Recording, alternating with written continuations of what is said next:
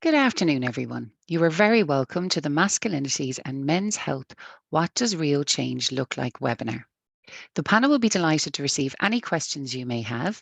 Please use the Q&A feature located at the bottom of your PC or laptop screen. If you're using an iPad, you will find this feature located at the top of your screen. Without further ado, I will now hand you over to your host, Lorcan Brennan, Training and Resource Development Manager with the Men's Development Network. Thank you.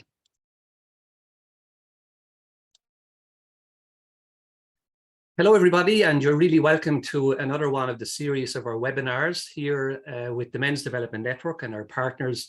Really lovely to be here on a Wednesday afternoon. It's a fine day in Wexford. I hope it's fine wherever you are as well. And today's webinar is focusing, as always, on masculinities and men's health.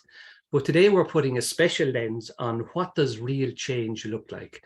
Colleen has already said that for us, and she's minding us there with her team in the background. Kalina, thank you so much for that, being here with us today. In a few moments' time, I'm going to introduce one of our partners who's going to talk to us and contextualize why we're here for the next hour or so.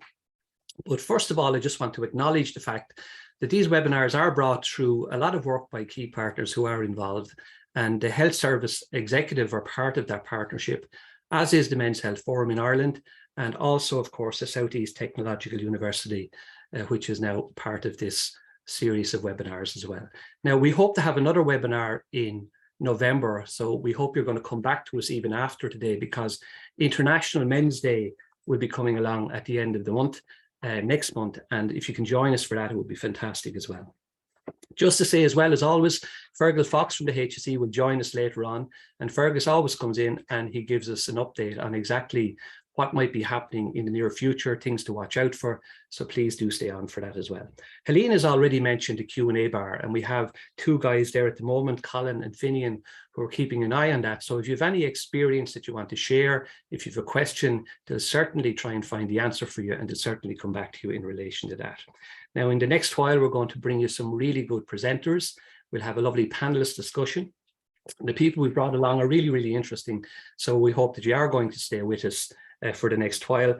But before we even go there, I'm going to introduce you to our first speaker, who's going to contextualize this webinar for us. And that's Dr. Noel Richardson. He's up there in the screen already with me. And Noel has been so much part of men's health on the island of Ireland. Noel, I could go on forever talking about the background to your work, but I suppose just to say that you are the director of the Centre for Men's Health in the South East Technological University. You're seconded half-time to the HSE with responsibility for men's health policy and implementation. You've been involved in policy, research, resource development, capacity building, you name it, Noel, you've been very much involved in it. So it's lovely that you're here to start us off and contextualize what real change looks like in the context of masculinities and men's health. So I leave it to you, Noel. Thank you very much.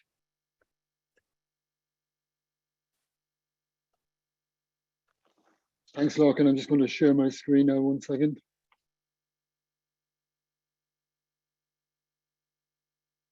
Great. Hello, everybody. You're all very welcome. It's a fine day here in Kilkenny as well, Lorcan, so it's great to be here. I think an important starting point for today's webinar is the question in the title, actually, what does real change look like? And I'm sure most of us would agree how important it is to periodically take a step back and ask questions of our work. And I think men's health is no different, really. And I think it's really important in terms of how we might engage men in health programs and sustain their engagement over time by asking fundamental questions. And I remember when I started in men's health, probably about 20 years ago now, I was interested to note that some of my colleagues were asking questions like, where are the men and why are men not here? Sometimes in language a bit more colorful than I would use in a webinar. But over time, I suppose those questions became a bit more sophisticated, and they asked questions like, well, what do men want, or how can we make our service or program more appealing to men? So in terms of setting a context for today's webinar, I think one of my most important tasks is to emphasize how important it is to ask questions of our work, even if we start with a very basic question, where are the men? I think this over time can bring us to looking at kind of what real change would look like. So in terms of masculinities and men's health, what does real change look like? I think the focus of today's webinar is on a few key things.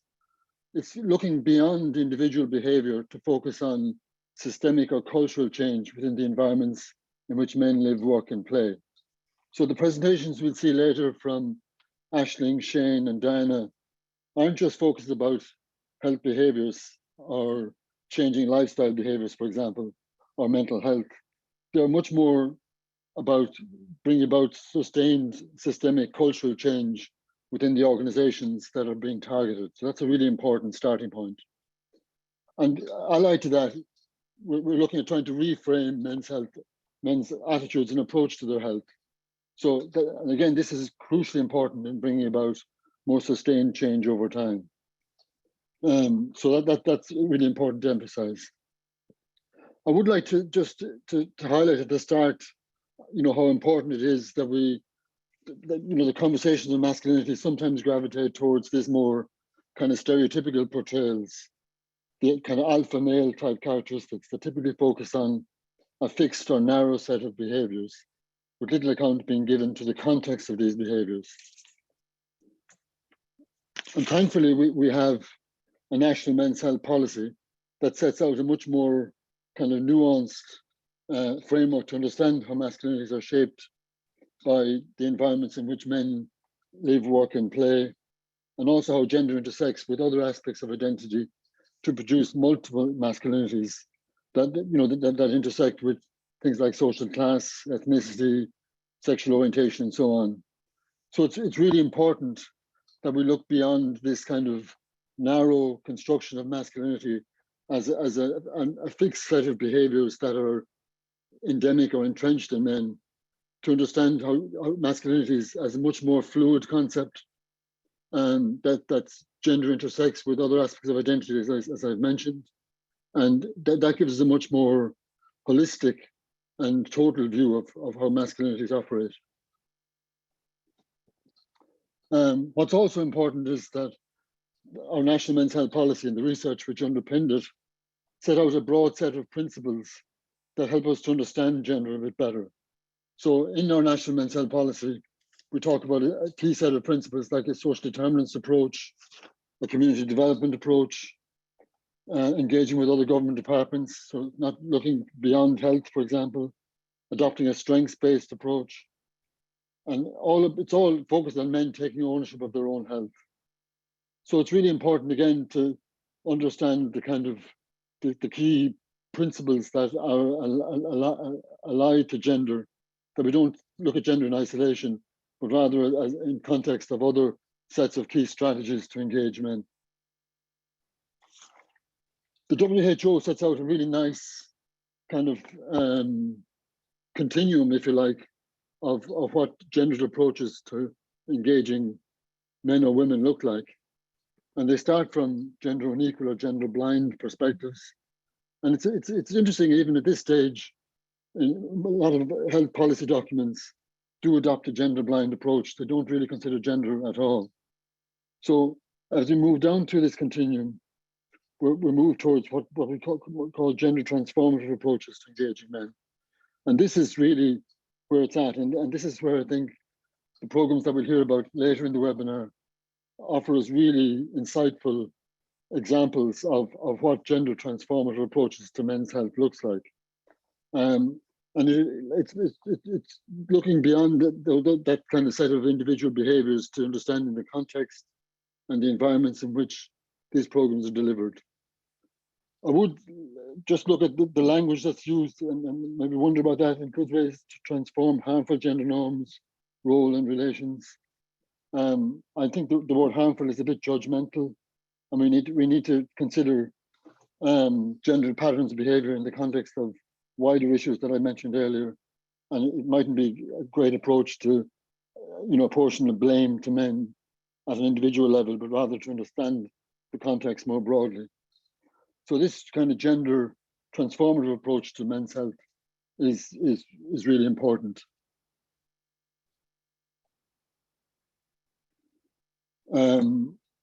This slide also sets out how we might go about developing or applying gender transformative approaches to men's health. And a key point here is that it's got to do with program design, program implementation, and program evaluation. So there's kind of different layers to what gender transformative looks like. And in program design, we need to engage men from the outset. We need to have gendered approaches to the implementation of programs.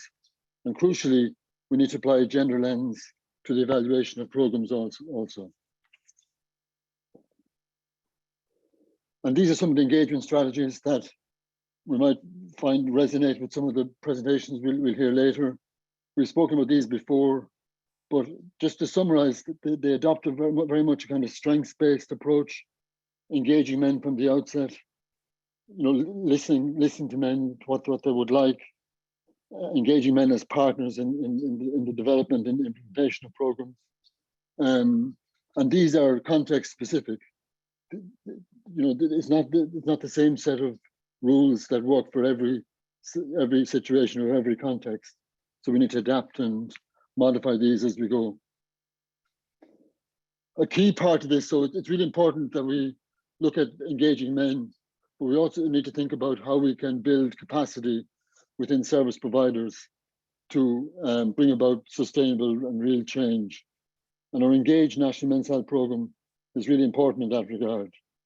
And again, it looks at not just equipping service providers with the skills to effectively more engage men, but it also looks at trying to transform culture within the organizations that these service providers work in. So that's a crucial point as well. And also, it's not just looking at health services. And the most recent addition to Engage on Firm Ground, where we're working with ag advisors to engage farmers, is a really good example of trying to broaden the net in terms of who can engage men effectively, and brings about a kind of blurring of the lines between health and non-health sectors in a positive way. One of the first programs that I was ever associated with was the Men's Health and Wellbeing Programme in the Larkin Centre in Dublin. I just come back to this morning before I hand over to the others. I think it emphasizes the key point, which is about valuing the men who engage in programs. There's nothing here about smoking reductions or change in alcohol or increased physical activity, even though they were objectives of the program. The key point here is that the men were engaged as partners and in a very respectful way. So this is the language that came through in the evaluation, accepting, nurturing, supporting, listening, etc., etc. So this really set the tone, I think, for a lot of the work that followed. And it's instrumental to bring about real change and sustainable change. And I would like to mention another program which we're not going to deal with today, but again, just to emphasize a couple of things about this, in terms of the program engaged with the target group from the outset. They gave careful consideration to what the men wanted. It was a partnership approach, which is really important, and we'll hear more about that later as well. And it used some of the kind of generic principles that I spoke about earlier, the gender-specific strategies for engaging men, which are really important. And finally, we'll hear from Ashley later about a men's sheds program. But again, this is an earlier study that informed the Sheds for Life program. And no more than the Larkin Centre, it talks about valuing the men and respecting the men as being crucially important. So the findings talked about using and developing new skills, feeling a sense of belonging, supporting and being supported by peers, and contributing to community. These were the things that contributed to men's overall well-being. So in summary then, before I hand over, or we'll look at a video on the men's shed, just to build on this, the key points I think we need to make this morning is, it is important to ask questions, even if we start by asking where are the men and build from there. That's moving beyond the gender blind approach, which is really important. It's also important to look at gender beyond the scope of individual behaviors and to seek to understand how gender operates in complex ways and intersects with other things like social class, ethnicity, race, etc. And gender isn't fixed, it constantly shifts and changes over time. And if we are to bring about real change, sustainable change, we need to engage men as partners from the outset in our work. So I'm going to transition to, before we get to Aisling's first presentation, we're going to show a short video on men's sheds, which kind of exemplifies some of the points I've been trying to make here. Thank you very much.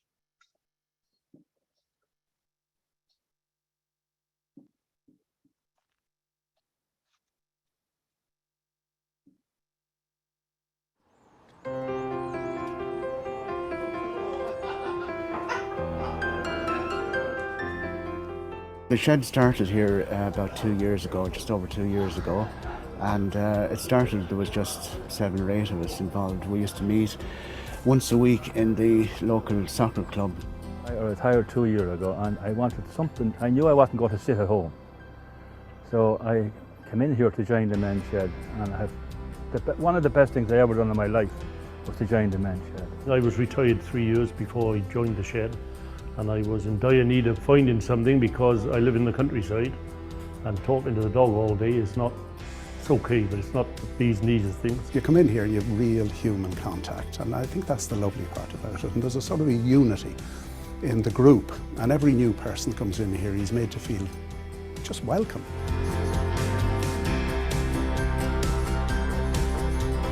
John Evoy originally started up the sheds around the 2009 mark. In 1998 they would have started in Australia, and John had the foresight to see that this could really kind of foster and grow in Ireland.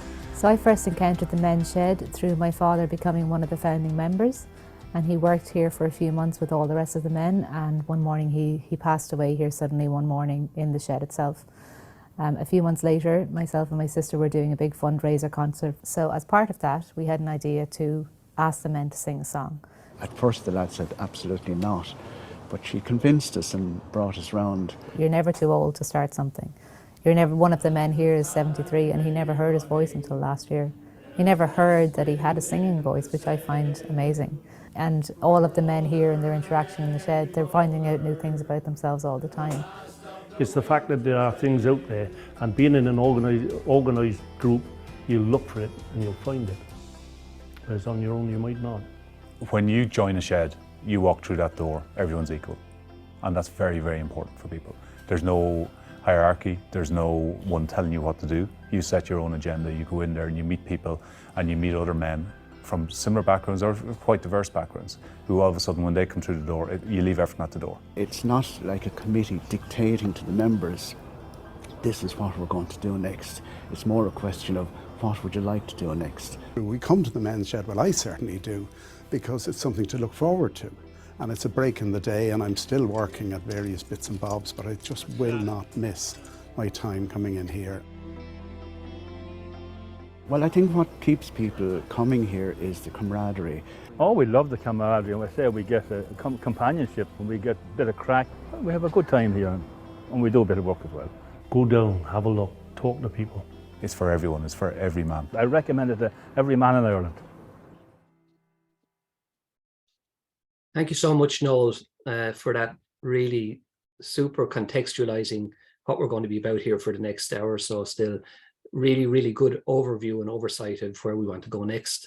And what a really powerful video that actually demonstrates so powerfully what real change can look like. So we're in for a treat, I think, because we have a lovely follow-on from that video, which makes absolute sense, and it's from Aisling. And Noel's already mentioned the names that we were keeping hidden in the back, but we have some really good people coming up along to be here with us. And Aisling McGrath is going to join us now. And Aisling is a researcher and lecturer in the School of Health and Science in the South East Technological University. She's been very, very much involved in relation to the Sheds for Life programme, and her work has involved co-designing men's health promotion and the men's sheds, with a focus specifically, I suppose, on what Noel was talking about, encouraging men to engage with health and well-being more meaningfully through gendered approaches. So Aisling, I'll leave it to you, and I know it's going to be really, really insightful as well. Thank you very much. Okay, thanks Lorcan for that lovely introduction. It was lovely to see some of the familiar faces in the Kilcockman shed as well. So I am just going to spend a few minutes. I'm really looking forward to the discussion today, but I just want to introduce Sheds for Life. So Sheds for Life is a community-based men's health program that we delivered with men in the men's sheds. So we brought the health promotion to the men in that setting where, you know, it was safe and it was familiar. And I just want to talk a little bit about, I suppose, why that worked today. So just to set some context and I guess to reiterate a lot of what Noel had said and along the vein of this, I suppose, conversation is for real change to happen. The question is, I suppose we really need to know how to talk about masculinities and are we doing that right? So we can say men have some worse health outcomes compared to females globally. And we know it's due to a host of complex reasons. And also, yes, aligning to dominant masculine traits can conflict with reasons to seek help and conflict with health promoting behaviors.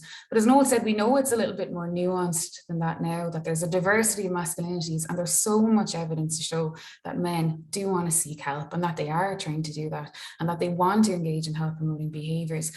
But we often refer to men as being hard to reach in health promotion. And the question really is, you know, are they hard to reach or are we failing to reach them in terms of, are we adequately versed in good gendered health services? Do we know how to talk about it? Are we addressing the structural barriers that men face when they do come to seek help?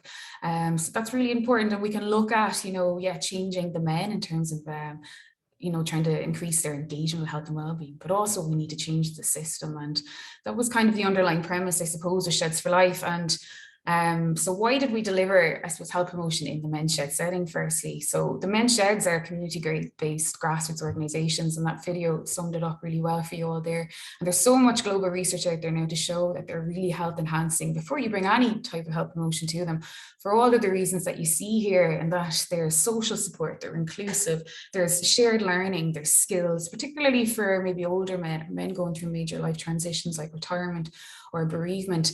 And because of their non-clinical and familiar environment and the social support they offer, they do appeal to a diverse group of men, and men that we would consider maybe hard to reach in terms of maybe being socially disadvantaged or marginalized, or maybe there's some mental health issues there. So they present a really important opportunity for us to engage men, but it's how we do that that's so important. So Noel would have spoke a little bit about that as well, in terms of maintaining this really important environment and this sense of community. So we never want to undermine that.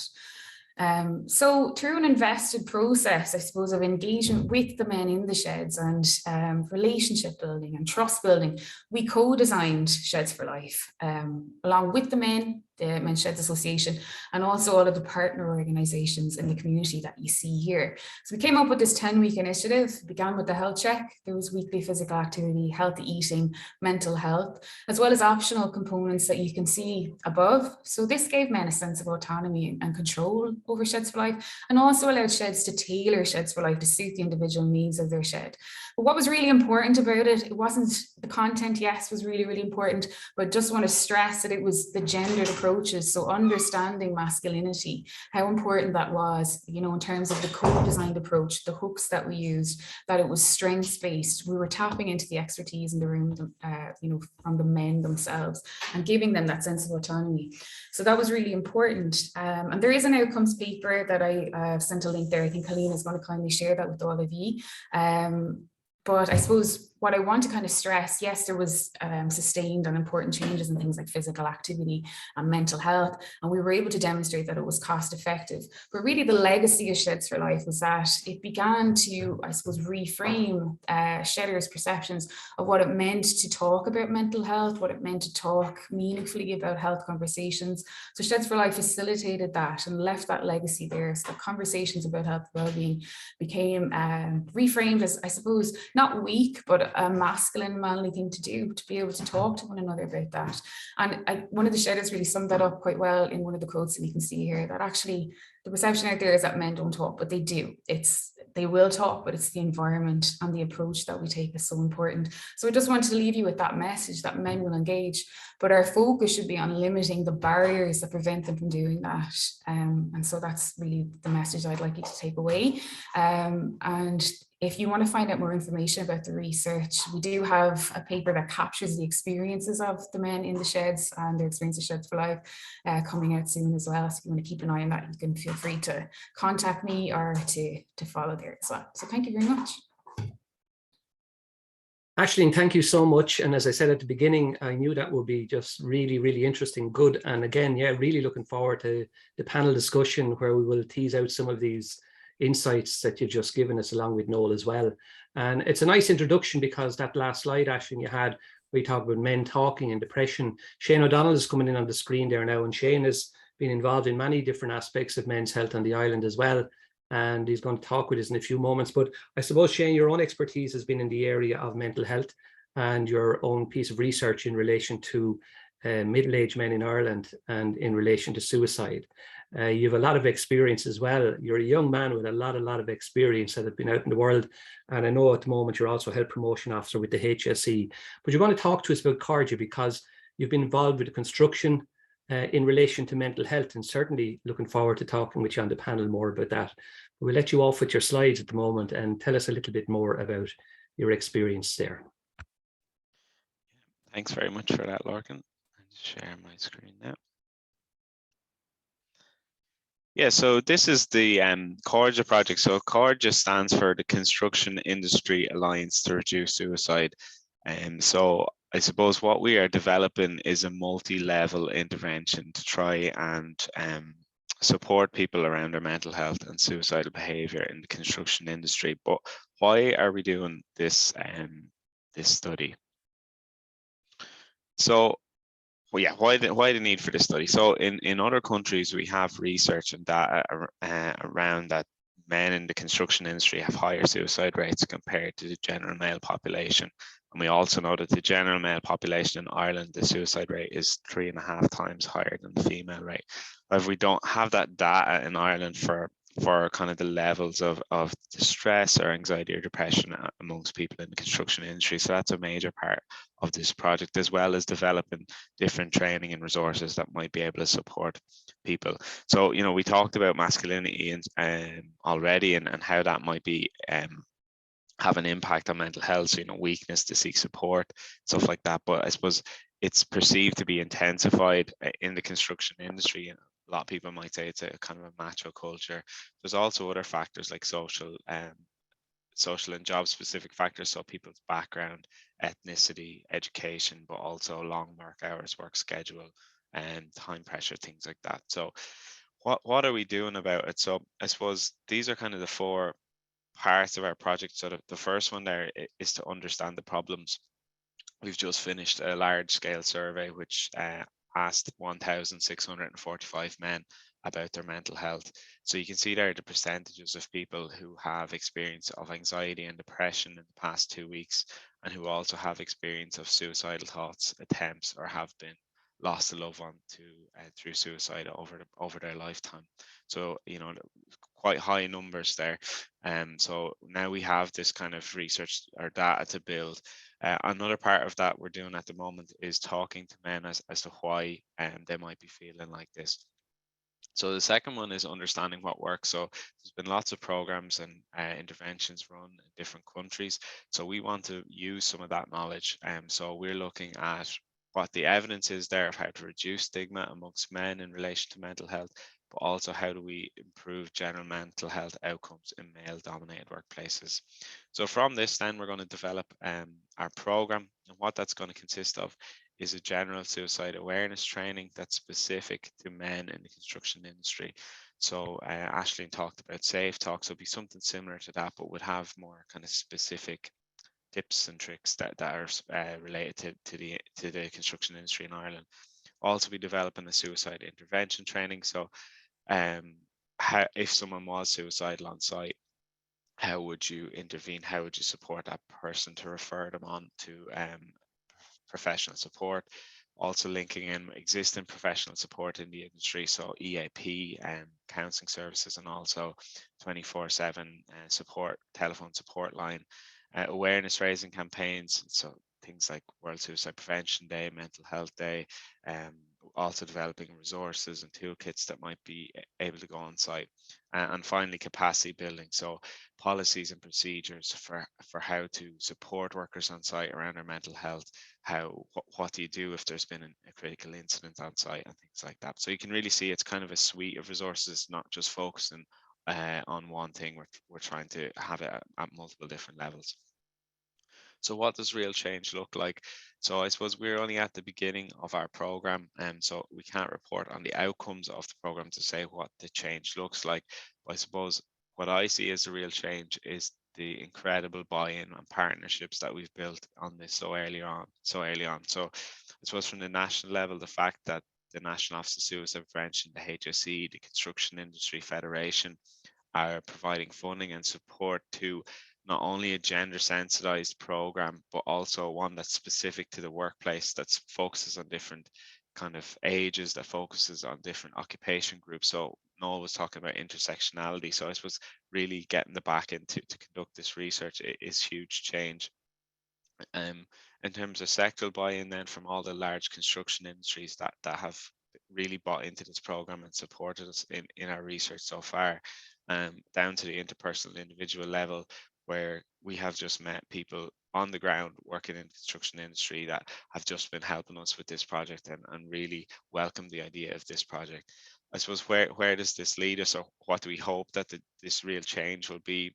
I know Noel as well talked about this at the start, but we're hoping to change the culture in the industry, that seeking help is not a sign of weakness, that it is a sign of strength, and really trying to change the idea that it's a macho culture, that people can kind of ask each other for help. And I just moved through on the last slide, but what do we hope the outcome of this will be? And that is to reduce the stigma around suicide and mental health in the industry, to improve suicide literacy. And I suppose what that means is knowledge, skills around suicide, and to improve intention to seek help. And hopefully all of this will contribute to reducing suicide in the construction industry. Shane, thank you so much. That's a really important piece of work that you're involved in. And again, I've so many questions I could ask you in relation to that, because it's really superb that such a piece of work has been done, especially in construction. It's just one another of groups of men, quite a lot of men, not all men in construction, but a lot of men who are in construction. So we'll bring you onto the panel in a short while and we'll ask you some questions around that. But you can see Diana is joining us. Diana, sorry for leaving you so long, but it's good you're here with us now. I think, Diana, you've been with us before, but at great expense we brought you back because of what you really have to say. Noel has already mentioned on Farm Ground, and we've Farm Connect as well, which is engaging with farmers. And your own experience, of course, has been based around Farmers of Hearts, and a whole group that's really interesting to find out more about. And I know your role has been in relation to research for that, and all the way from the Netherlands, but you've been up there in Carlow with the Men's Health Centre for a good while, and your MA was the evaluation of the pilot programme for Farmers of Hearts, which is the Teagasc Walsh Scholarship part of that. So I'm going to leave you over, and then we'll bring you onto the panel. You're not going to get much rest because we're getting close to the panel discussion. So thanks for joining us, and over to you, Diana. Thank you, Lorcan. Yeah, so I am delighted to be here again, and I'm talking a little bit more about the Farmers Have Hearts, which is, sorry, I have to, yeah, there we are. The Farmers Have Hearts is a year-long health program targeted at farmers, and we targeted or we recruited farmers at mart settings and agri branches, and it consisted out of a baseline health check, after which the farmers were offered a choice for a health behavior change support program. And they could choose between a health coach by phone, health promoting text messages, both interventions, and those farmers not interested in taking part in an intervention were placed in the usual care group.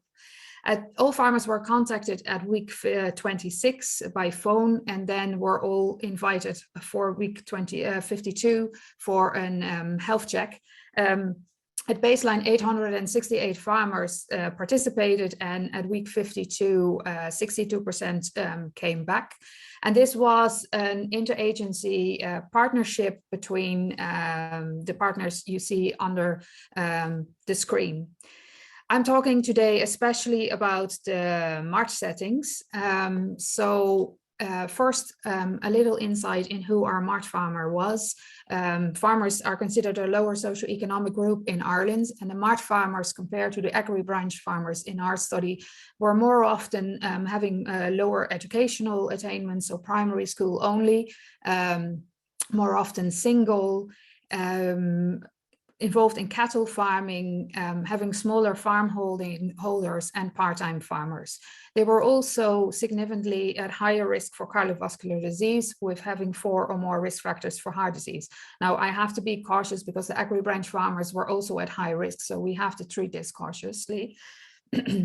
And we worked on the premise that March farmers would have a more traditional masculine view to health and a more functional view of health, and prioritizing health over, or farming over health. The March is a setting of workplace for farmers, a place of business, but it is also very much a social hub. It has a strong social function, with farmers coming for a meal, to talk to other farmers, doing some window shopping.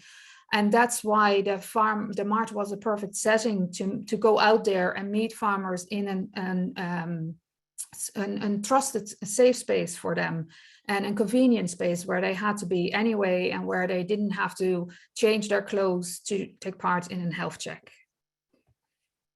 So underlying to work towards change among this group, we deployed 3 pivotal and central placed engagement strategies, which were gender-specific, strength-based, and farmer-centered.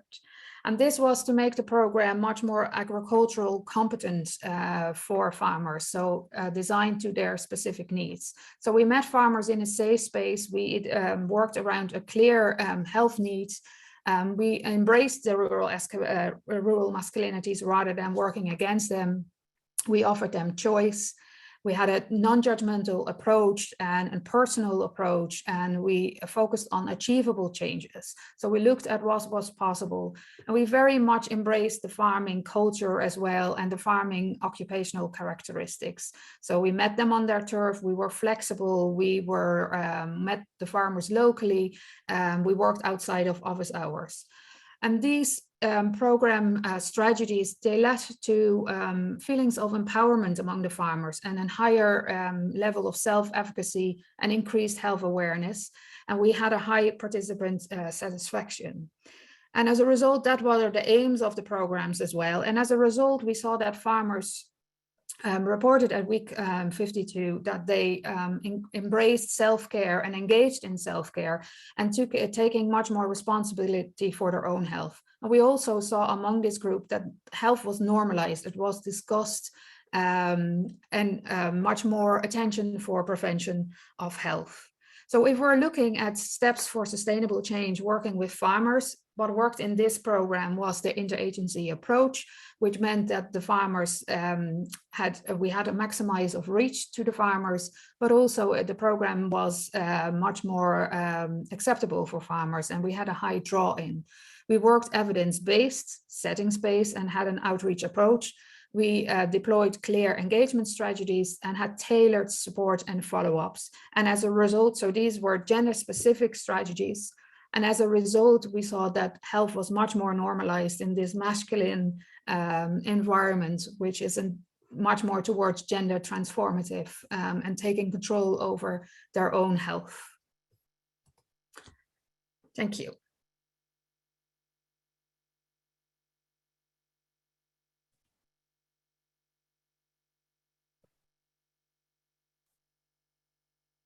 Thank you as well. Very much well done. Sorry, then I was having trouble there. Technology was working against me there for a moment, but that was really, really informative as well.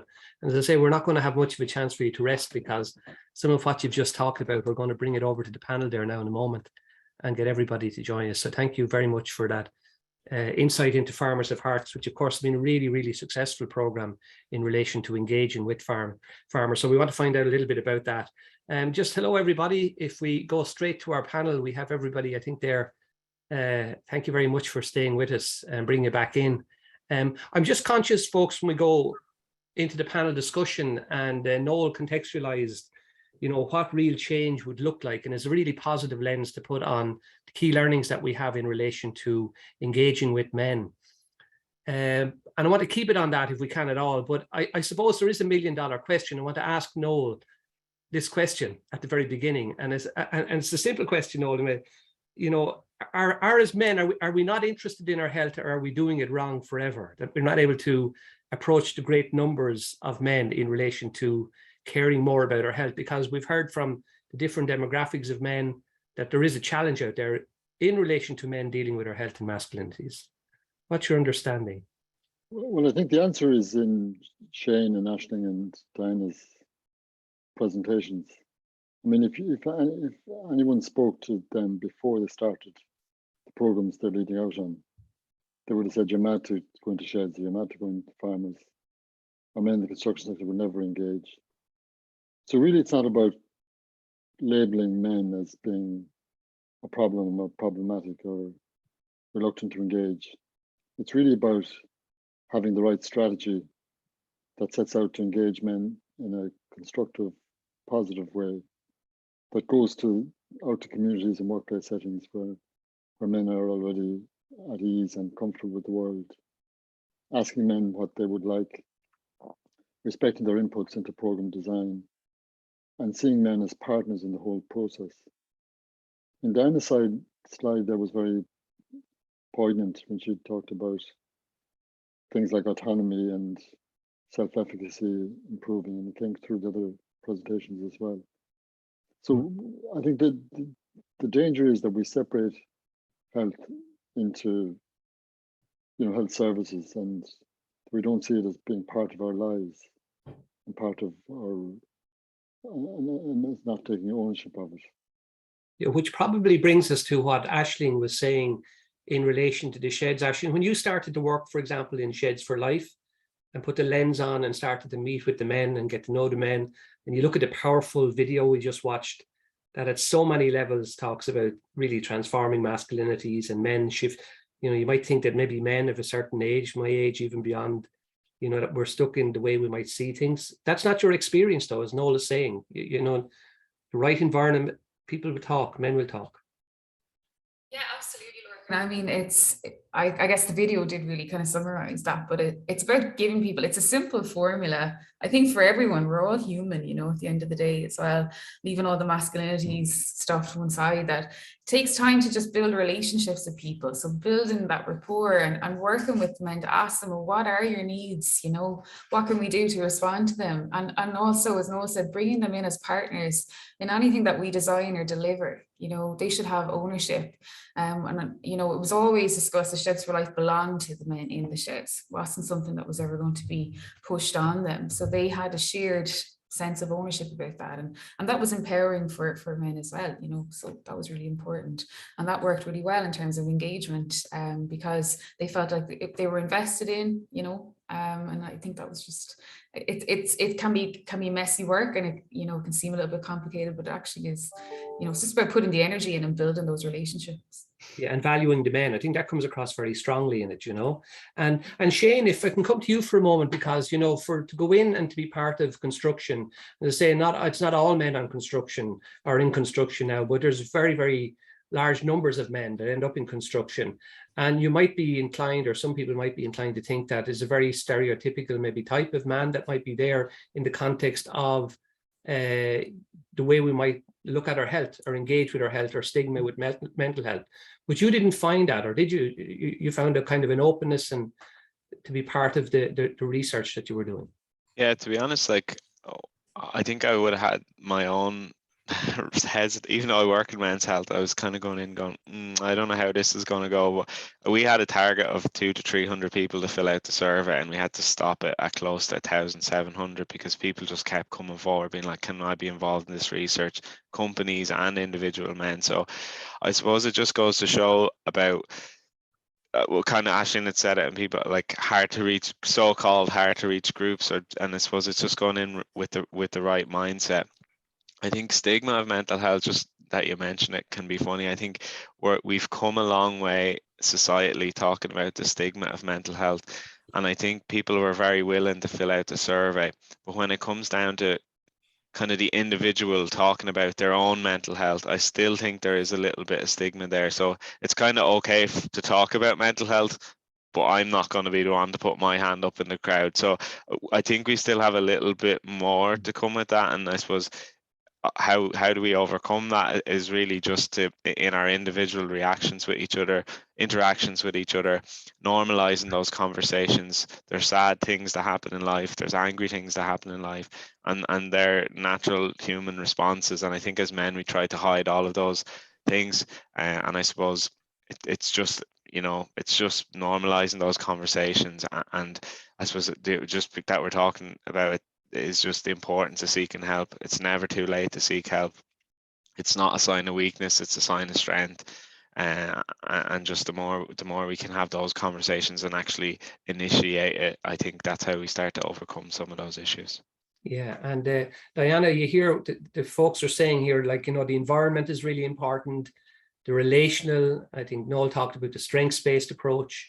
Your experience as well with, you know, meeting the farmers.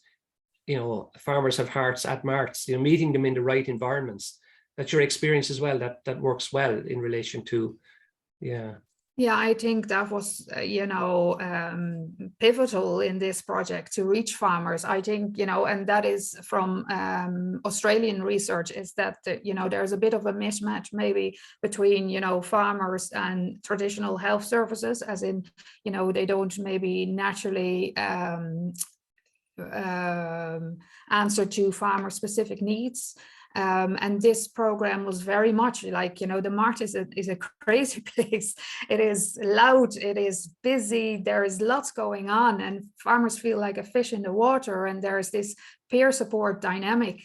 You know, and Mart farmers didn't go to the Mart in the morning to go to a health check. So they met us there, and just talking about, or, you know, meeting them in a cultural competent place where we talk their language and we were, you know, on their turf, and we had a hook to get them in.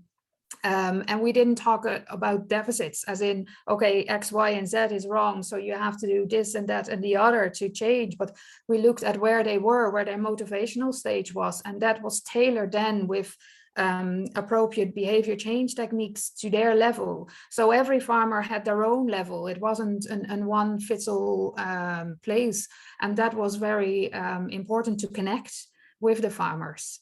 And also to make them a partner in health. You know, they were learning to what health is. We had a personal approach. We explained so they could make their own decisions about their health. It wasn't us telling them what to do. It was them understanding what they can do differently to make change. And we were there to support them. So we facilitated them with the tools to actually make some changes in their life and how they could use their farm as a setting for health promotion.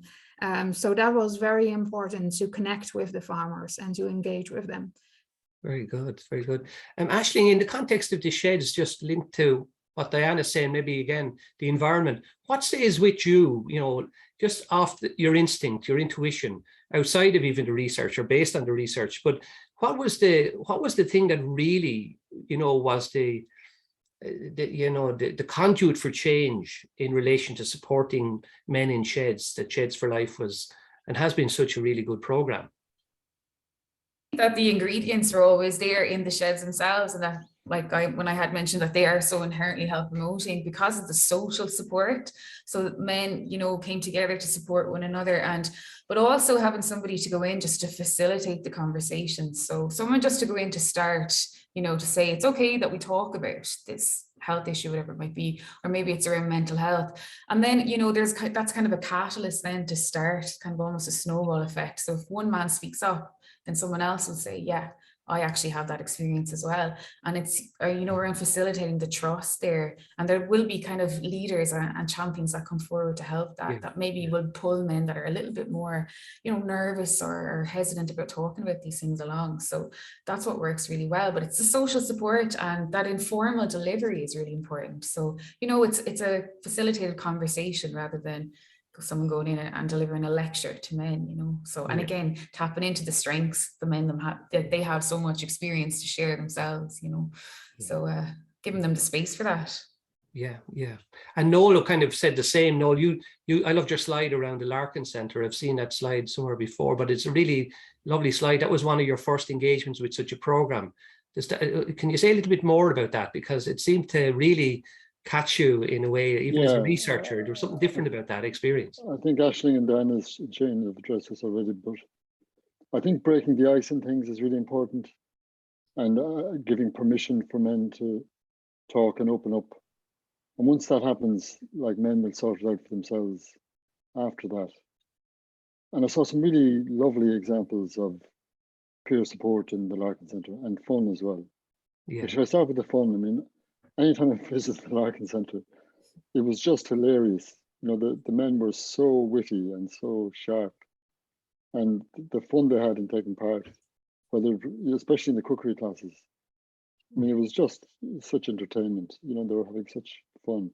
So there's a lot in that, but also then their willingness to support one another.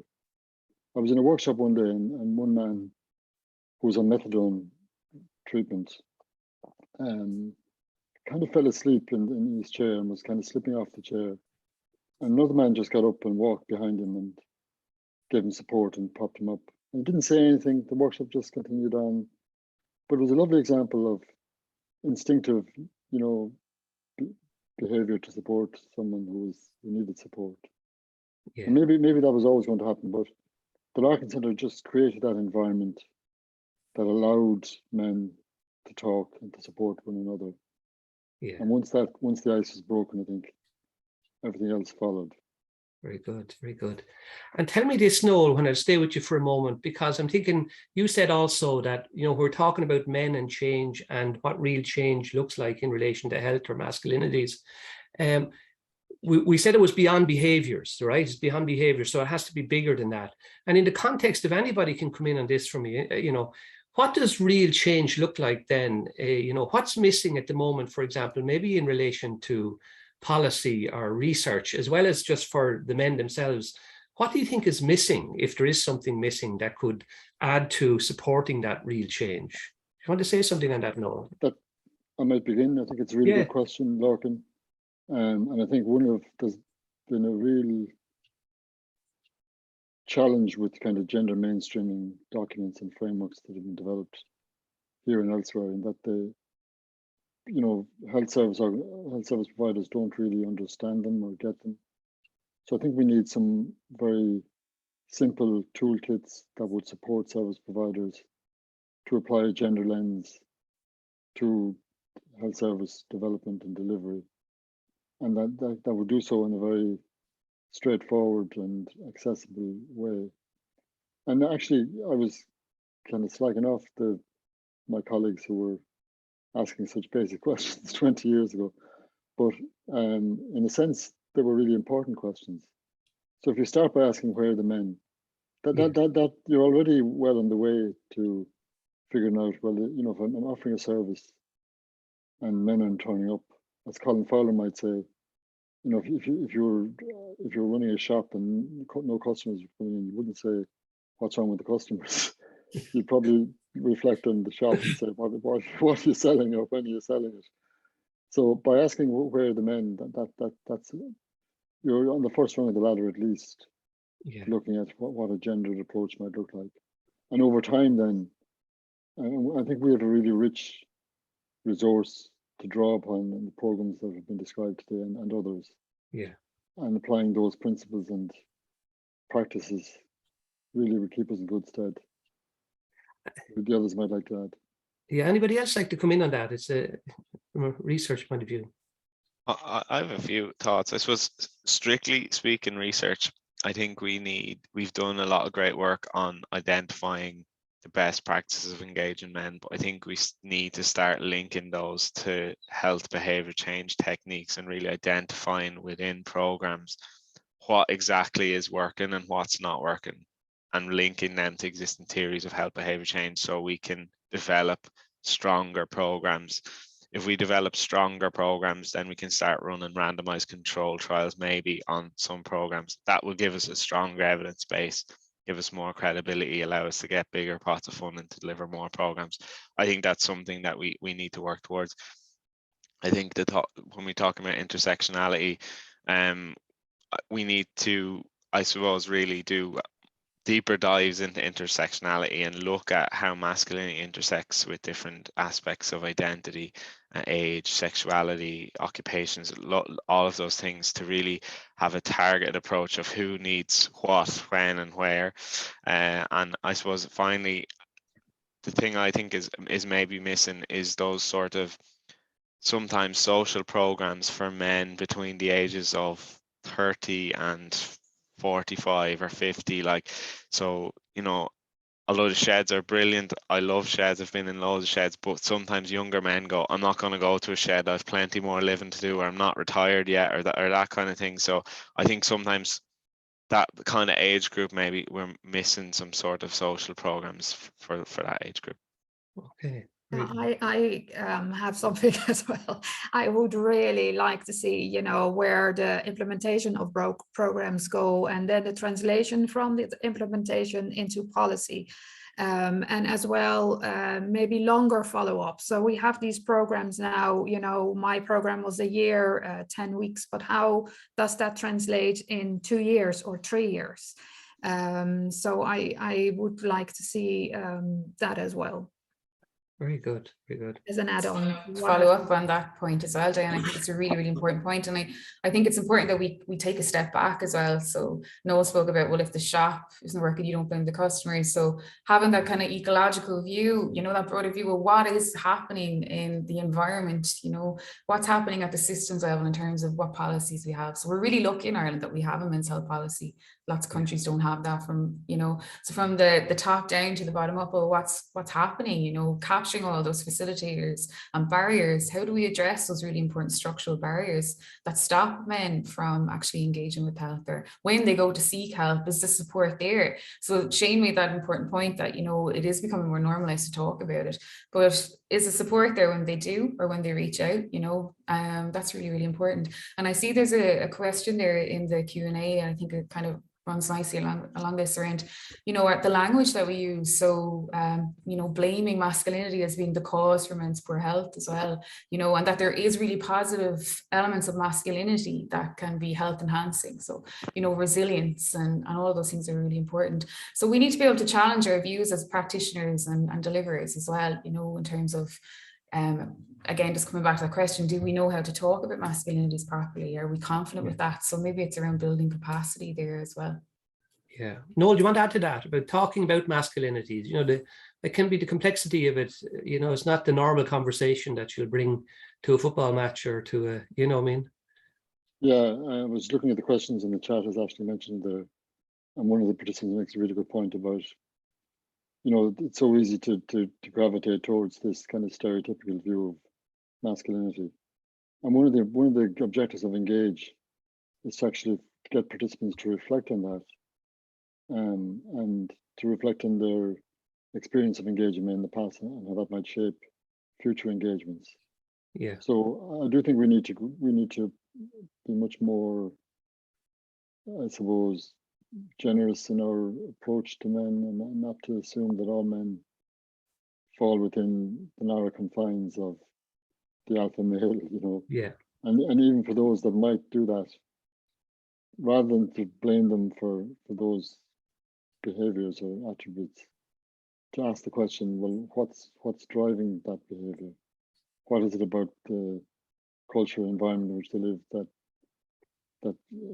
prompts or encourages that kind of behavior? Yeah, that makes sense. Tell me this, and anybody can come in on this. I'm looking at all of you on the screen, and all of you come from an evidence. You underpin the work with evidence, which is really, really important.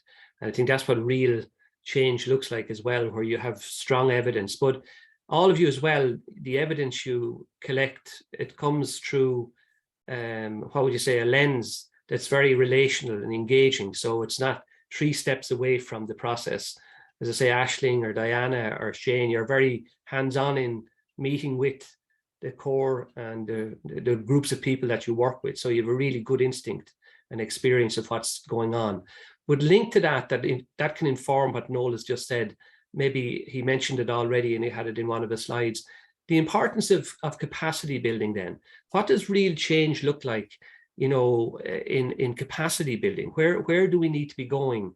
Or what have we achieved in relation to building capacity of frontline service providers in relation to engaging with men and teasing out what we mean by exploring masculinities? Anybody like to come in on that? I'll come in, Larkin, and just begin maybe. I think the Engage program has been really important, as I mentioned earlier, both in terms of giving participants the skills and knowledge to engage men more effectively, but also encouraging them to reflect on their practice and the culture within the organizations and how open to engaging men they might be. So I think that's been a really positive development. And more recently, as I said, it's branched out into, you know, extending beyond more traditional service providers to engage, say, agricultural advisors with farmers around mental health especially. So that's been really positive development.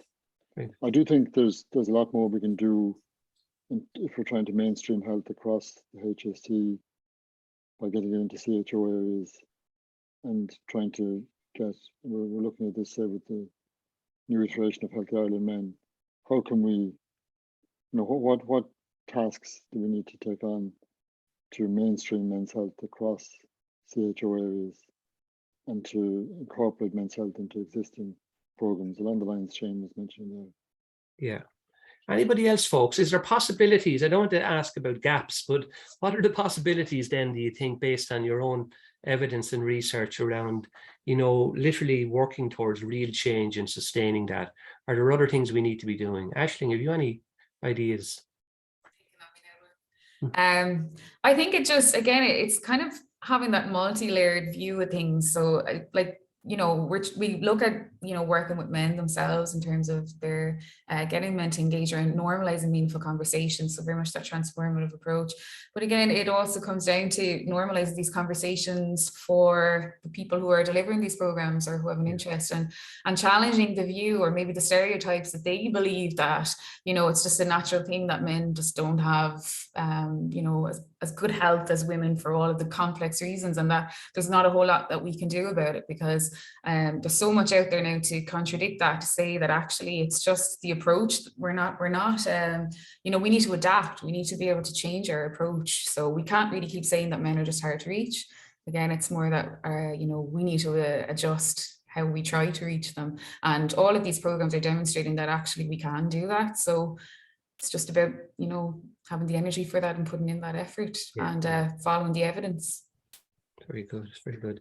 Folks, I'm conscious of time because I want to bring Fergal on in a few moments as well. But if I was just to go around and ask each of you, in the context then of real change and what does real change look like, is there anything that really stands out for you? You know, you're a fair while in the field, all of you, in relation to the work that you've been doing. And even though you have specific pieces of research you've been involved in, you've certainly been across other areas of work. And is there something that really stands out for you in relation to what you think is a real change over the last maybe even 10 years in relation to masculinities and health and well-being? What would be the thing that would stand out for you? Anything comes to mind, Noel, for yourself? That you've probably mentioned a few of them already, I think. I would say that if I was to name one thing, I would say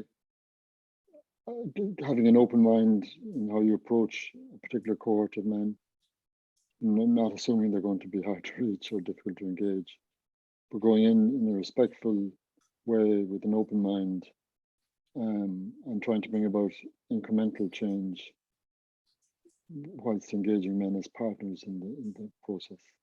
Very good. Thank you very much. Diana, anything stays with you? Yeah, well, I am lucky enough that I'm, you know, involved with the farmers since 2013 when I started my master's. And this is actually a unique position because often, you know, people come and go on these projects. So I have seen where in 2013, where this was completely new at the marts and farmers didn't know what to do with this army of nurses and people coming in to now where they are, oh, there you are again, and a much more open mind. So I have seen that this consistent attendance and the implementation of the program, what was then a single health check program, start normalizing health. So it is also the persistence and the growing and the of knowledge, rather than going in and out. It's not about an injection, it's about the bandage, which it goes there and stays there to keep it together, and that slowly changes an outlook on health and normalizes health as well. Very good. Yeah, very good point. Yeah, really good point. So I didn't know you were there that long, Diane. That's great. It's really good to have that consistency there in that piece of work as well. Shane, anything stays with you? You've been up the middle of the field for the last number of years, keeping an eye on all aspects of men's health. Really, just what stays with you, do you think? I think, Lorcan, it sounds so simplistic, and it kind of touches what Noel said, but just going in, listening, just listen to what people have to say. As a researcher, you always go in with some idea of what the problem is or how to fix it, and you're almost waiting for them to tell you the part that you already think is the problem. And I suppose the idea of just going in and listening to people, just sit down. You're not the expert here. They're experts. People are experts in their own lives. So just go in, listen, take on board what people have to say, come up with some ideas and go back and ask those people, is that what you meant? And I think if we all just do that and listen to people, we'll go a long way in trying to help people rather than thinking we know what's best. Yeah, well said. Aisling, would you like to add to that? I definitely can echo what Shane is saying in terms of, bringing in the expertise in the room. Like it's just so important. The men know themselves better than you could ever possibly know them. They have the tools that they need to change. And it's just about facilitating that. And one thing that I learned from Sheds for Life is that, their own perceptions of what it means to be masculine evolves then, when they have that space to even think about that. And just to, I suppose, remember that men aren't victims of their masculinity, as in they're not powerless against it. It's not just this thing that controls them, that they have a level of agency and they can be reflexive about it, and they can use masculinity in a positive way as well. So it's really important for them to know that, and I think that those perceptions are changing. So yeah. Aisling, thanks for that. It's a lovely positive note to end on as well. And just before I bring Fergal in, just to say again to everybody, thank you for your presentations. We're super, really insightful. Noel, for contextualizing our conversation here today, and then just the evidence and wisdom that you've collected along the way from literally modeling that approach through your evidence-based research just shows so well here in the conversation we've just had. So I'm going to hand over to Fergal, and thanks very much everybody for being here with us today. And Fergal might have some ideas as well that stay with him that maybe are the key things that he sees maybe as a real change. Might come in on that. So go well everybody, and I'm leaving you with Fergal Fox. Thank you very, very much. Hello, everybody. Thank you very much, Lorcan, as always, for your gentle stewardship through the webinars. I really appreciate it. And thanks to all the presenters today. I suppose just to follow on from what you were just asking me there about what sticks with me, I just found today's presentations very positive in terms of, where have we come in terms of men's health?